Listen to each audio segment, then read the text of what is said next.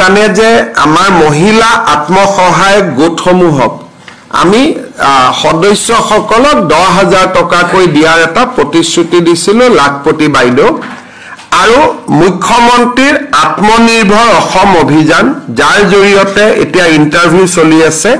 আমি ডেকা লৰাসকলক 2 লাখ টকাকৈ দুটা ইনষ্টলমেন্টত ধন আগবঢ়াও এই লাখপতি বাইদেউ কোন সমষ্টিত কেতিয়া পাব অহা 9 তাৰিখে তাৰ আমি শিডিউলখন পাবলিশ কৰিম আগষ্ট মাহত কোনে পাব সেপ্টেম্বৰত কোনে পাব প্ৰত্যেক মাহত 30টা সমষ্টিক আমি দি যাম কোন সমষ্টিৰ তালিকা কেতিয়া 9 তাৰিখে আমি ঘোষণা কৰিম আৰু মুখ্যমন্ত্ৰীৰ উদ্যমী আত্মনিৰ্ভৰ অসম অভিযানৰ পুঁজিও আমি জোনেল ভিত্তিত 4খন মিটিং পাতি আমি প্ৰদান কৰিম এই কোন সমষ্টিত কোনে পাব আমাৰ মন্ত্ৰীসভাৰ সদস্যসকলক মই দায়িত্ব দিছো ৰুটিনখন বনাবৰ কাৰণে তেওঁলোকে ৰুটিনখন বনাই দিব কিন্তু এই গুটে আঁচনিখন ৰূপায়ণ কৰাৰ বাবে আজি কেবিনেটে 1450 কোটি টকা অনুমোদন কৰিছে যাতে মুখ্যমন্ত্ৰীৰ মহিলা উদ্যমিতা আঁচনি